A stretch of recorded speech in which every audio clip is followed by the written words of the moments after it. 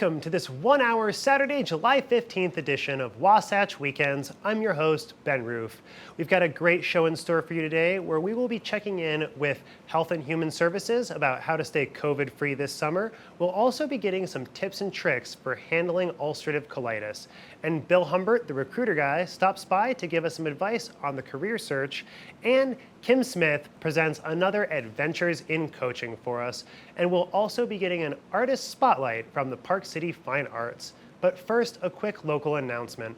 The Park City History Museum wants to make sure that everybody is able to check out their fantastic facility and learn a little bit about the history here in Park City. So for the third Saturday of every month for the rest of the year, admission is free. And you can find out more information about that at parkcityhistory.org. Now let's take a quick look at our local weather. This weather report is brought to you by Sun and Ski Sports, your new mountain sports headquarters.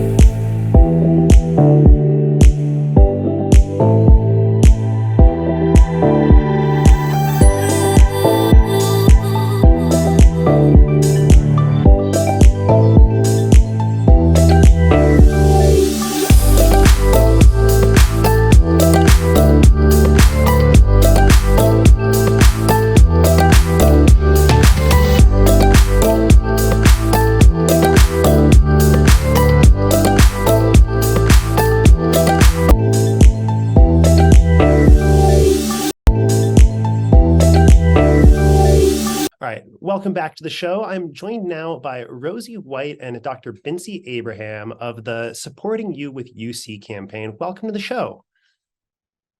Thank you for having us. Well, thank you so much for joining us. So tell me a little bit about the Supporting Yourself with UC campaign and what is ulcerative colitis? Thank you so much for having us. We're really excited to be here on behalf of Bristol Myers Squibb. I'm a UC patient myself, and the Supporting You with UC program is really designed to support patients and loved ones, provide resources, and encourage patients to start having more honest and open conversations with their support network and, most importantly, with their healthcare professionals to try and find the right treatment options for them. So I can tell you a little bit about ulcerative colitis. Dr. Abraham, a gastroenterologist, and I take care of patients with ulcerative colitis all the time. That's kind of been my career. So ulcerative colitis is a type of inflammatory bowel disease that causes chronic inflammation of the colon or the large intestine. When patients are affected by this, they can actually have diarrhea or abdominal pain or blood in the stools or urgency, having to rush to the bathroom, and other symptoms as well. And ulcerative colitis can affect pretty much all age groups, but interestingly, it's most commonly diagnosed in our young adults, approximately between the ages of 15 to 30. So as you can imagine, having a chronic disease that starts early in your life and having it for the rest of life, we really have to make sure they get diagnosed and treated early so they can lead a normal life as well. Well, that totally makes sense to me. And it's my understanding that UC can be a huge complication to people's lives. It can be a little bit unpredictable and create a lot of sudden challenges. Can you guys tell us a little bit about that and maybe some ways to kind of address those? Yeah, and in my personal experience, and I can only speak for myself, it's a really difficult disease to navigate. It comes in flares.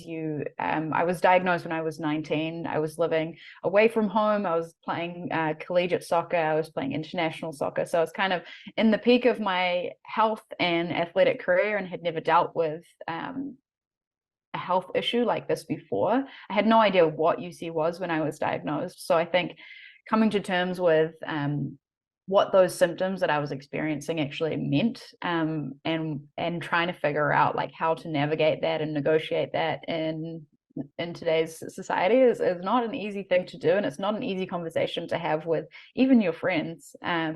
So I think the biggest lessons that I've learned and the biggest takeaways that I've had is like start having more honest and open conversations with the people around you and your support network. Educate yourself on what the disease is, what the symptoms mean, and start talking to your healthcare professional in the most honest and open way, even though it's super uncomfortable. It's so important to be able to find the right treatment path for you.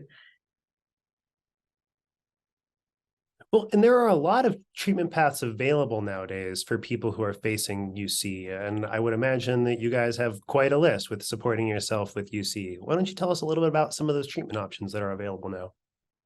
Yes, you're absolutely right. When I started my career as a gastroenterologist, we had very few options for treating ulcerative colitis. Now we have significantly more options. That actually means the ability for us to be able to personalize treatment for that patient that's sitting in front of us. We have medications that are given through IV or intravenous infusions, subcutaneous injections, or oral medications that the patients can take on a daily basis. So having these options, they have different mechanism of action and how they treat the inflammation that goes on in the GI tract and the colon.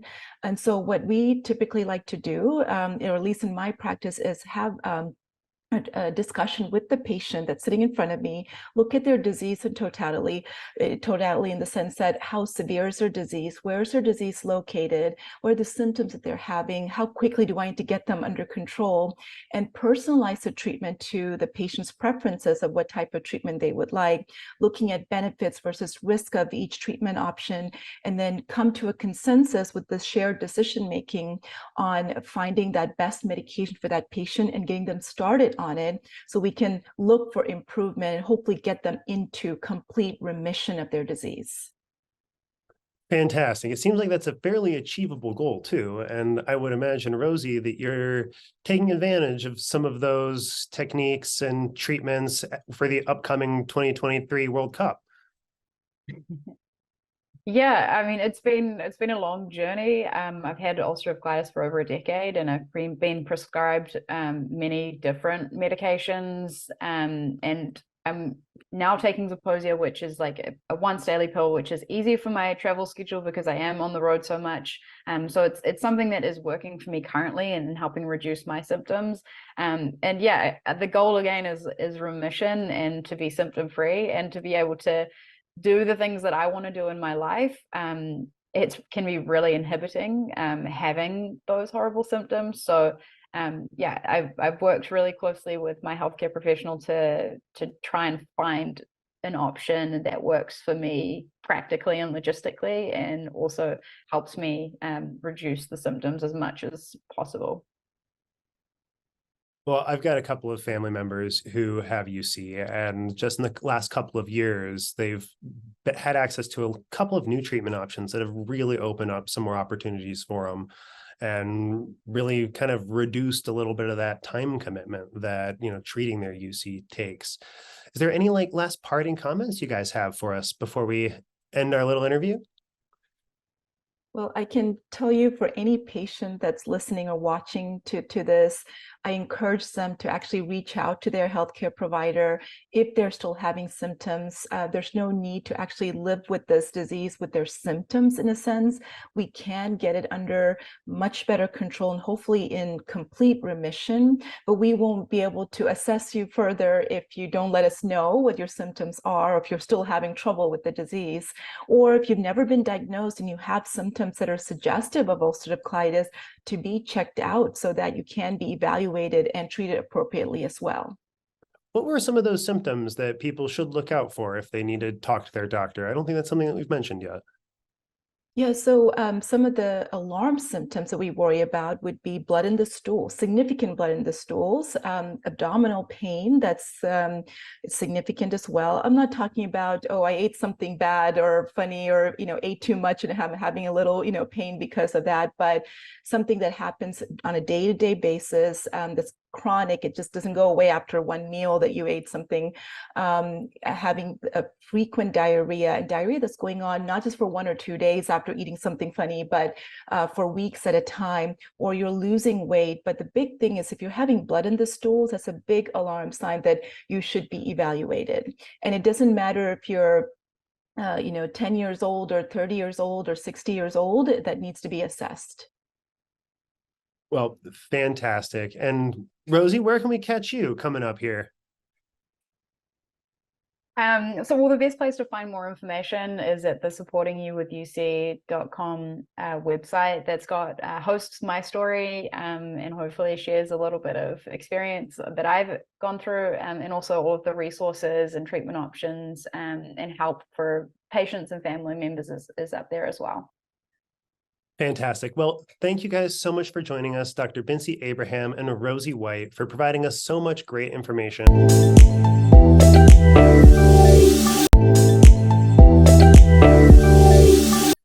Welcome back to the show. We are once again joined by recruiter guy Bill Humbert, who's got some fantastic advice for us on how to find the right employees to fit our company culture.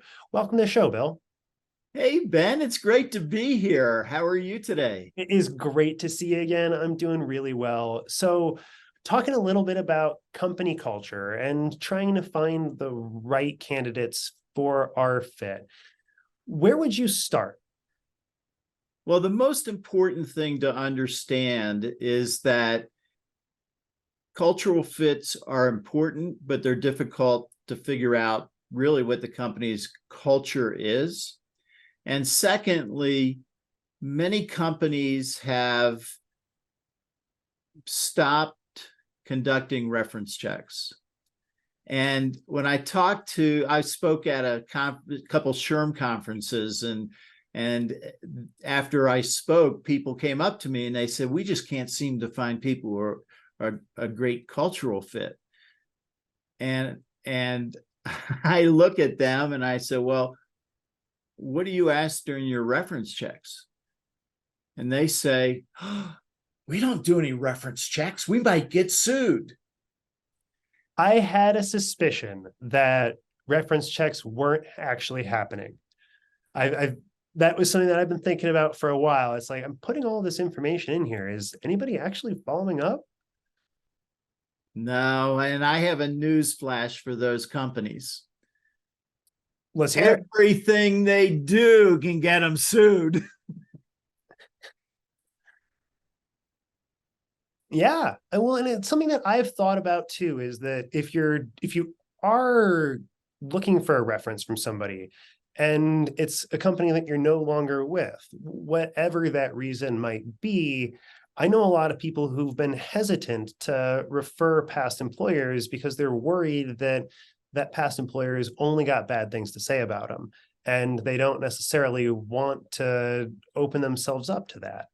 Is that something that you've experienced, or do you find that a lot of recruiters, or not recruiters, but references are more even-handed and more fair to their past employees?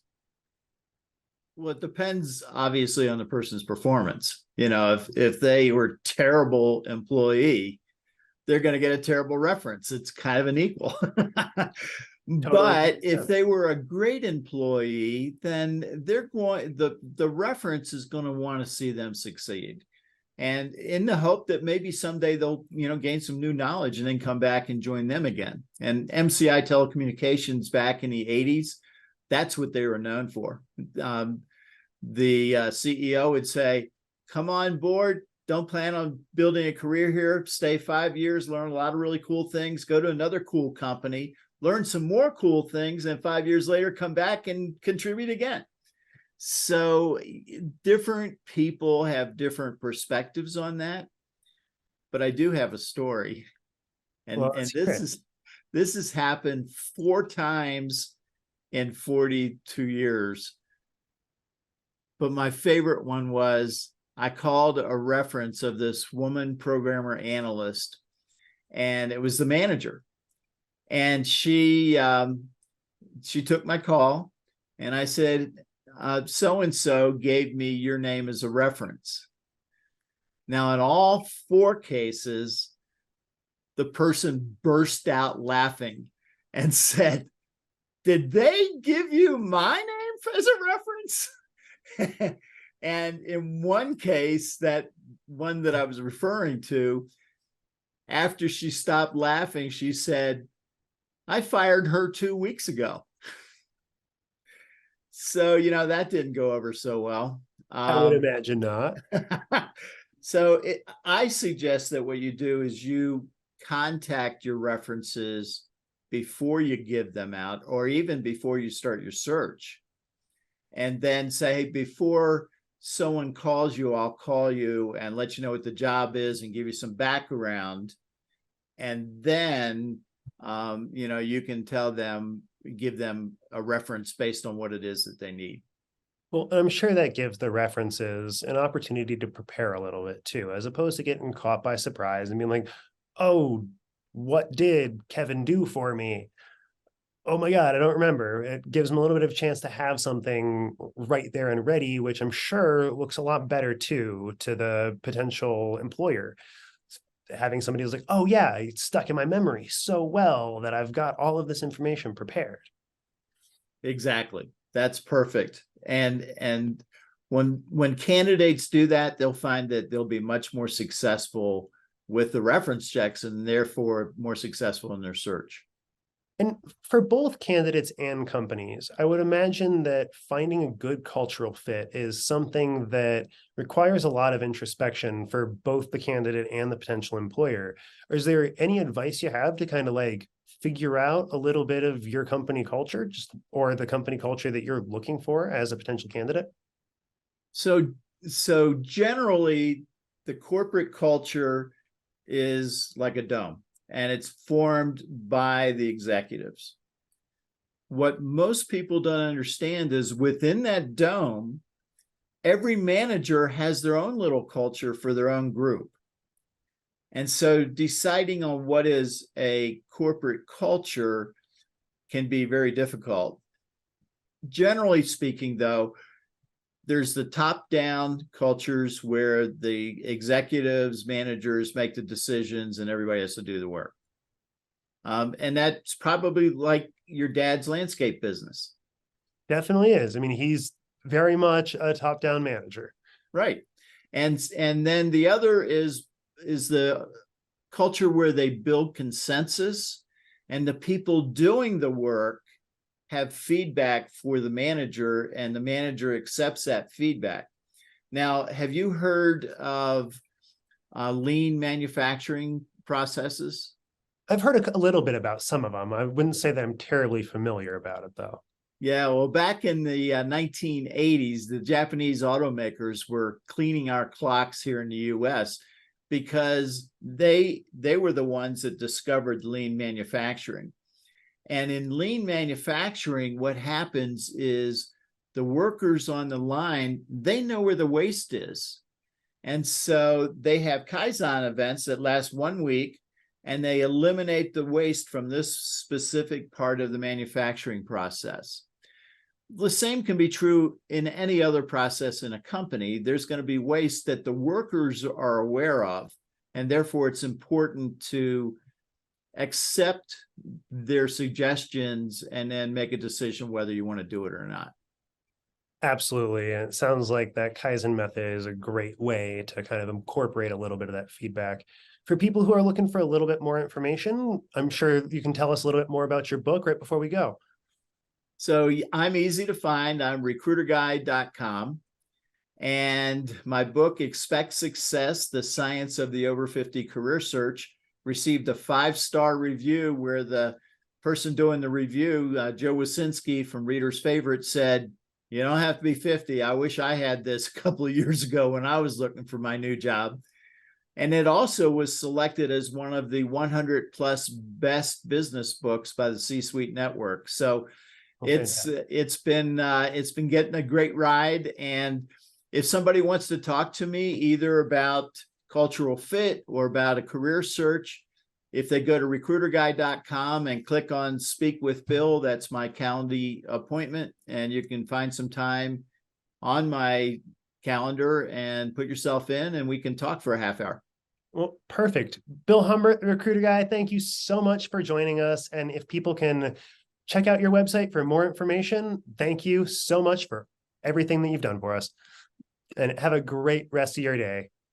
Thank you, Ben. You too. Awesome. And thank you guys so much for joining us. We will be right back after the short break.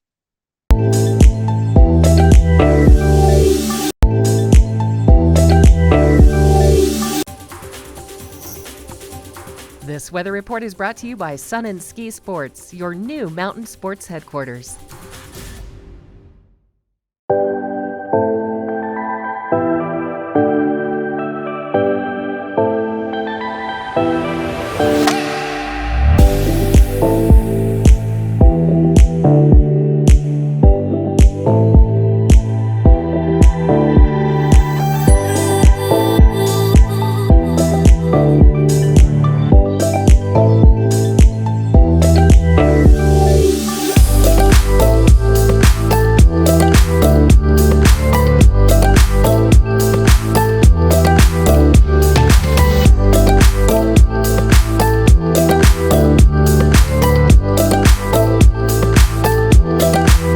Welcome back to Wasatch Weekends. Kim Smith is a fantastic life and business coach, and she had the opportunity to sit down with Maddie Evans for another edition of Adventures in Coaching.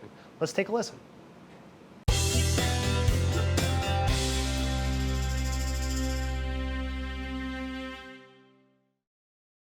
Welcome to TV8's newest segment. It's called Adventures in Coaching, and it's here to help you grow personally and professionally. And we've got Kim Smith, the expert, joining us. Kim, thank you so much for being here. Thanks so much for having me. I'm excited to be here and talk to you about all of this. I'm excited to have you here only because I think powerful women are my most favorite thing, and you are definitely a force to be reckoned with here in our community. So I'm very excited to have you. Thank you.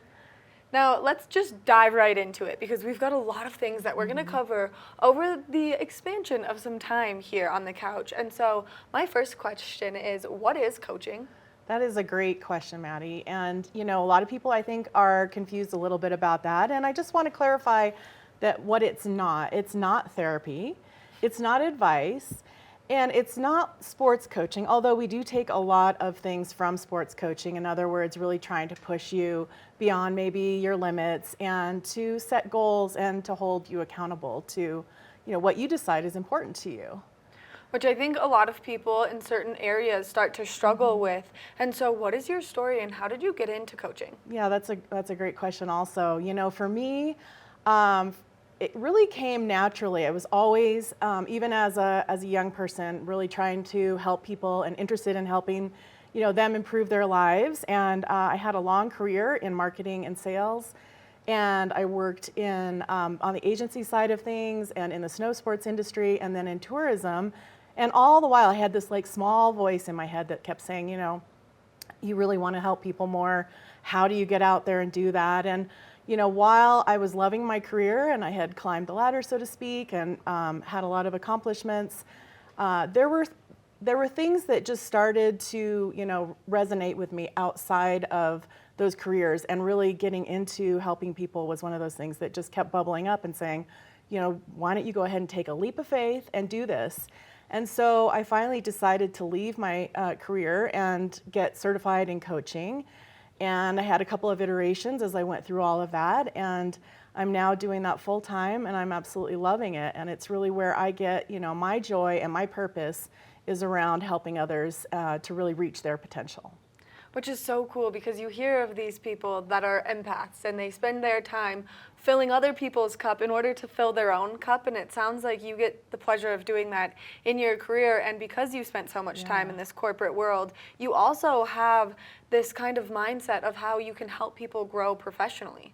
Exactly. And yes, it does fill my cup helping others and seeing their process and witnessing change and helping to empower people and enable people to do that is just huge. And I really focus on people working on their careers and with leaders within businesses and teams within businesses themselves, and working with trying to really identify, you know, what that person's purpose is, or a team purpose, and finding out the ways to get there, as well as removing roadblocks that might be getting in the way of their success.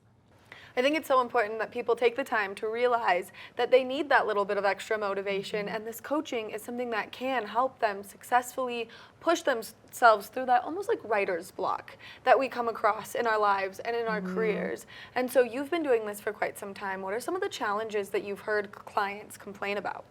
And that's, yeah, I love what you said, that analogy. People come to me because they are maybe feeling stuck in what they want to do. Maybe they've had an idea germinating in their head for a long time. They just don't know how to get it from here to, there and then move it forward. And I think that's pretty normal. A lot of us have ideas and think like, oh, I want to do this. I want to work on my career. I maybe want to go into an entrepreneurial business. How do I get there? And rather than just continually, ruminating about it, a coach will really help you pull that out, figure out what's important, how do we take those next steps, and what do those look like, and then how can you hold yourself accountable? And a coach will help hold you accountable to those goals that you've set up.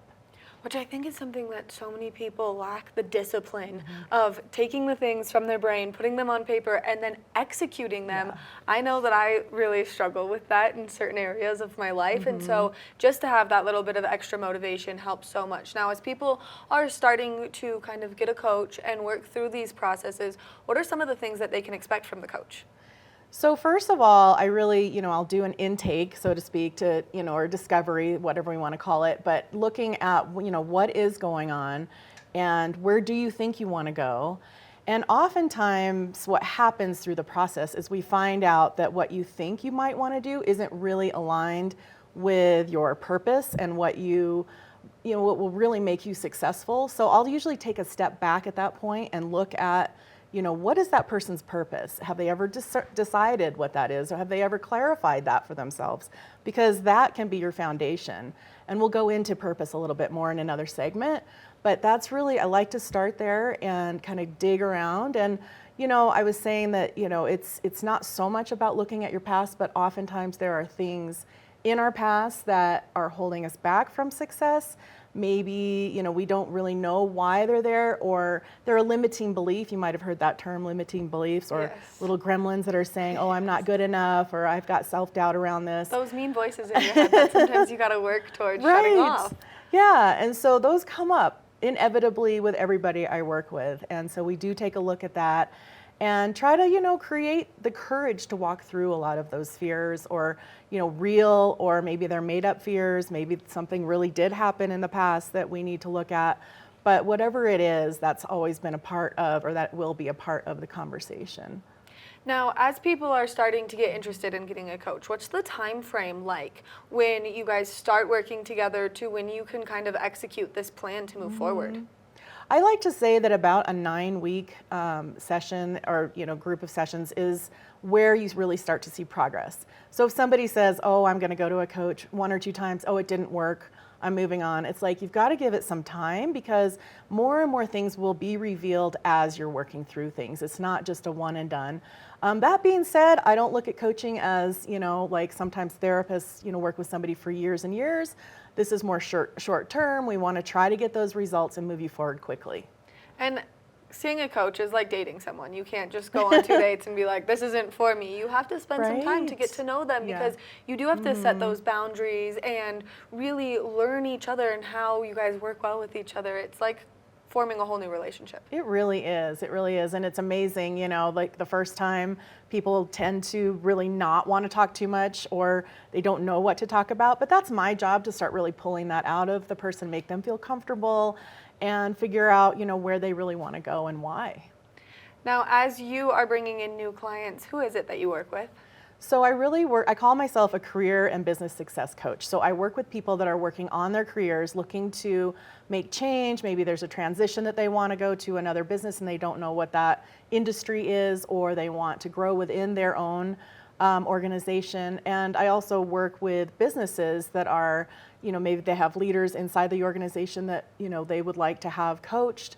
As well as teams, to develop synergy amongst that team, to be able to move that team forward based on their purpose and their goals and desires. So, which I think is so cool. It's like having one of those group projects in school where maybe someone feels like they have to pull a majority of the weight. To have someone like you come in and then delegate a little bit more clearly and bring that team together to work better together so that everything just can start to roll forward is really cool. Now, as you're kind of coaching these teams, do you feel like you ever have any challenges with a larger group of people? Oh, absolutely, because there's always 1 or 2 people that are like, why am I here? I don't want to be here. And, they've got their body language, arms crossed, and they're not sure that, why they're there. And, I can, when I'm working with groups or teams, I will coach people individually, with the whole team. And sometimes I'll just have to pull them aside and say, hey, what's going on for you? And, I really try to meet people where they are at and figure out what's going on for them. Because ideally with a team, you want to get everybody on the same page.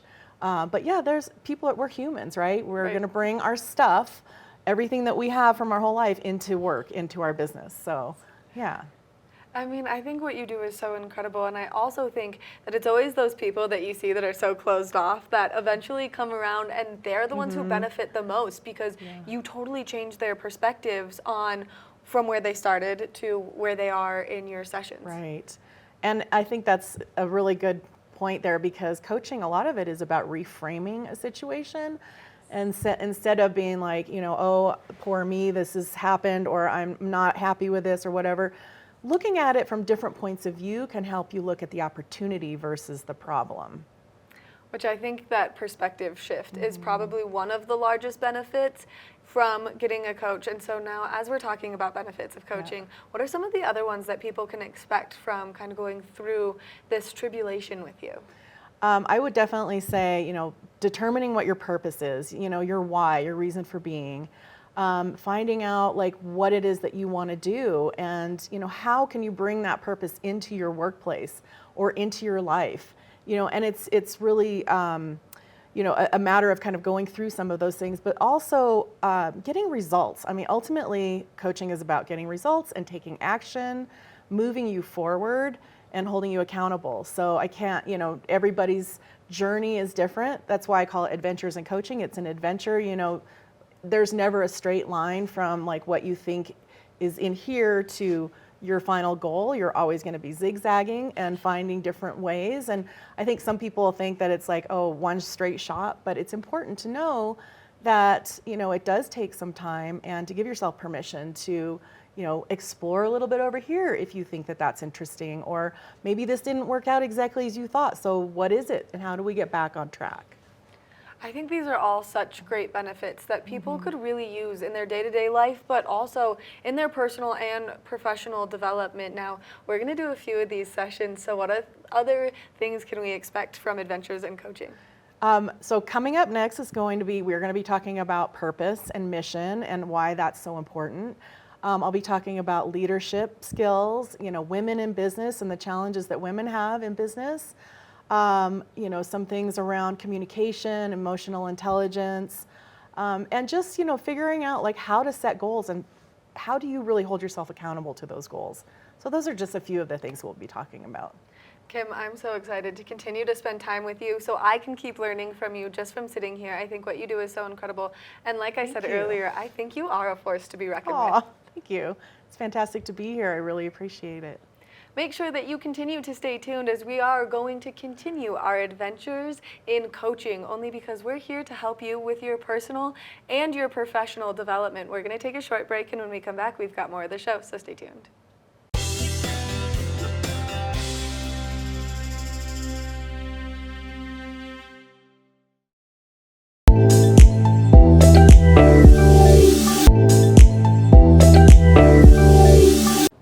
Welcome back to the show.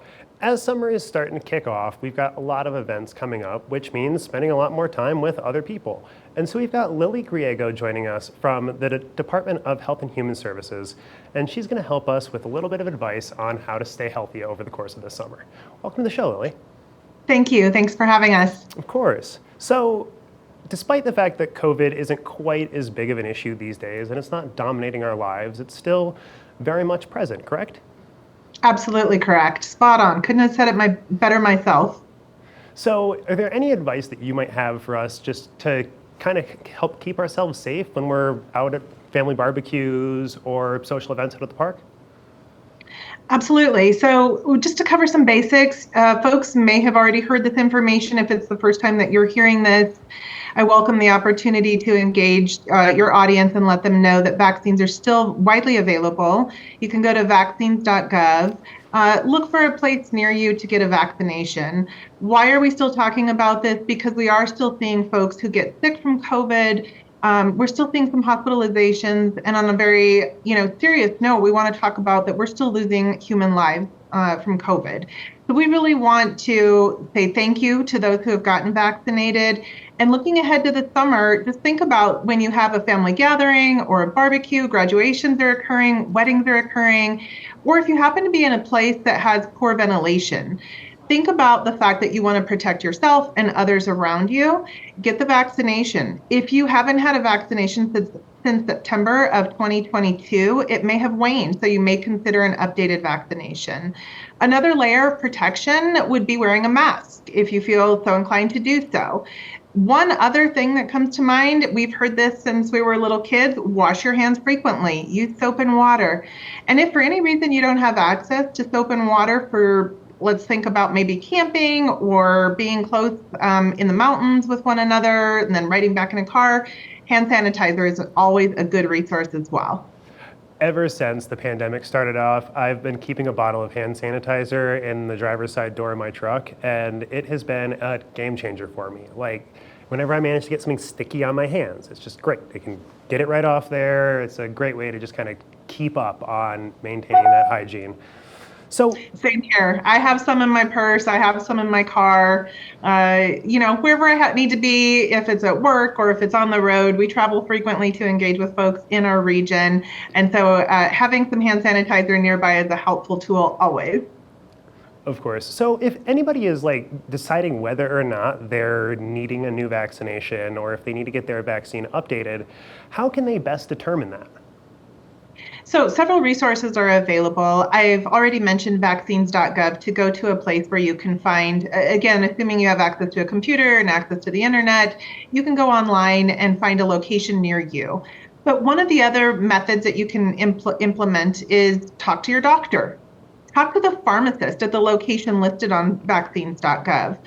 Talk to a trusted advisor in the healthcare industry and ask them, what are my considerations here? Why should I be concerned about this?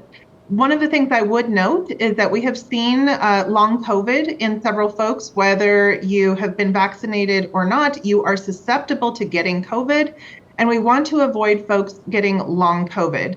The symptoms around long COVID sustain over time and have serious implications. So we want folks to be safe, engage safely with family and friends, and attend functions in the outdoors or in indoors and feel confident that they're protected. So when they're looking for that extra information, does DHS have a hotline or something that you guys could call or that people might be able to call, say if they're not able to get to their local pharmacy? So we have the information online, I believe, and please forgive me for not having a phone number prepared. There are two resources that you can use. You can text a number, you can text a location, I think it's your zip code, and I'll get that phone number for you momentarily. And then you get resources back on your phone. The other option that we've mentioned is vaccines.gov. Our office is available as well, serving Colorado and Utah, Wyoming, Montana, the Dakotas, and 30 tribal nations. So again, my name is Lily Griego, and you can find us on the internet. We would be happy to visit with folks one-on-one, but I really encourage folks to go to vaccines.gov. Well, and it sounds like that text hotline is a fantastic way to get useful information that you can continue to refer to because it'll just be right there on your phone and you can check back if you say, forgot it. Absolutely. If you don't mind, I actually texted it this morning just to test it myself. Little unconventional here, but the number that I mentioned previously, have it on my phone, 438829. Just text your zip code and it'll give you some information that will be very useful for you wherever you live. Oh, that's fantastic. So if people are trying to, or if they're getting ready to go get their vaccine updated, is there any health or safety guidelines that you would recommend people follow when they're preparing to get their vaccine updated or preparing to get their vaccine for the first time? Yes, actually, if you, again, same website, go to vaccines.gov. We have a plethora of information. Also, if anything that you think of when it comes to health, HHS, or the United States Department of Health and Human Services, we have, again, a plethora of information available online. So if you're concerned about getting the vaccine, being precautionary, or perhaps you're helping a senior friend or a neighbor or a relative, and you want to walk them through that information, there are several tidbits of information to prepare for a vaccination and what to think about afterwards. But again, if you feel confident talking to a healthcare provider or a doctor or a pharmacist, that would probably be another option for folks. Fantastic. So I know the vaccines have been updated and there's constantly a little bit of changing going on in the various versions of the COVID vaccine. Is there any information that you have about what people can expect with the newer updated versions? So sometimes it depends on the person if they have a reaction to the vaccines. I was very tired when I got mine, just a slight fever. But other than that, I was fine, and I just felt so protected. The state of mind was just so grateful to have access to the vaccines and be able to feel protected around my senior parents. So those were some of the things that occurred for me and for family members that I've had a conversation with about this. What I can say is that the Biden-Harris administration can now talk about the implementation of our tools and everything that we utilize to ensure that over 270 million Americans were vaccinated and are now safe from this from COVID-19, from the virus that was just so deadly in 2020. And now we see that folks are not inundated in ER rooms or in health clinics. And so this is just a layer of protection to make sure that we can think about other things other than the virus. And one last question I got for you before I let you go. Do you have any advice for talking to people who might be reluctant to engage in conversations about COVID, or if you're trying to encourage a family member who might be hesitant to go get vaccinated? One of the things I can say, and I think that this has been a consistent message since the vaccines became available, it's safe. The Biden-Harris administration ensured that they had high access to the vaccines.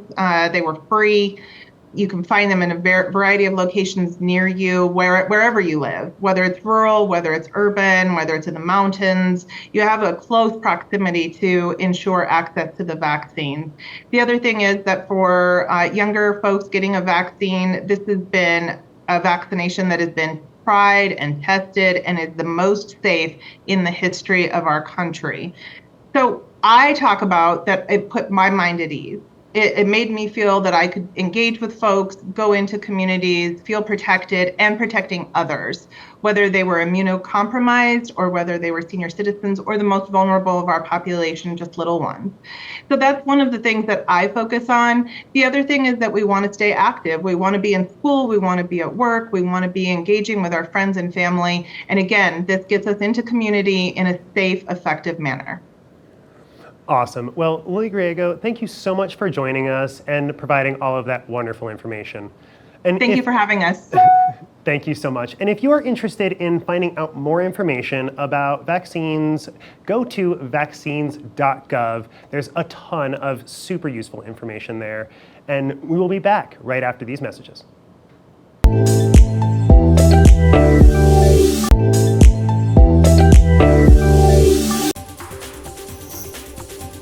This weather report is brought to you by Sun and Ski Sports, your new mountain sports headquarters.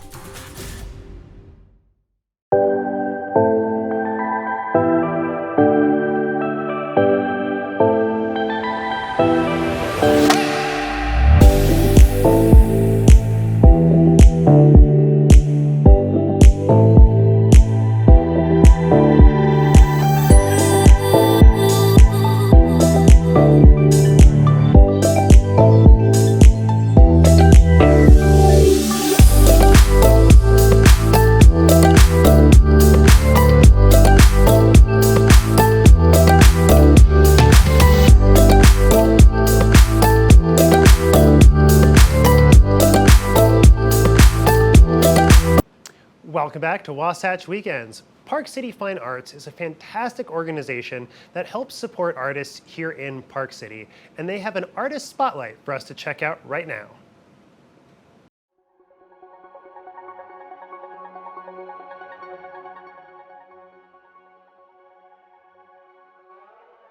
Hi, my name is Lindsay Erin Larson-Meyer. I'm a visual artist as well as a conceptual artist, specializing in oil paint.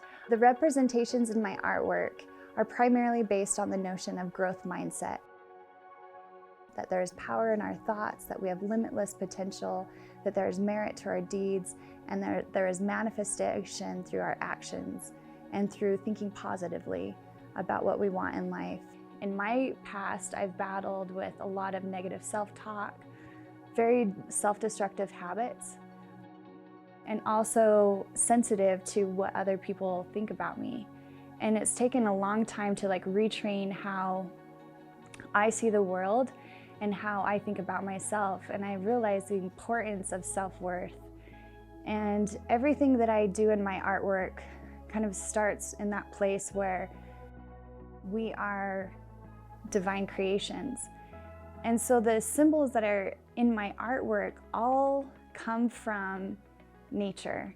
Nature is my biggest teacher, I think. The way that the seasons change, blossom and grow, the way that the caterpillar metamorphoses into a butterfly, the way that diamonds are forged out of coal, there's a language and there's this divine coding in nature, and I want to be able to understand that more and relate it to our own human design, and then be able to implement that language and that sort of divine design coding into my artwork.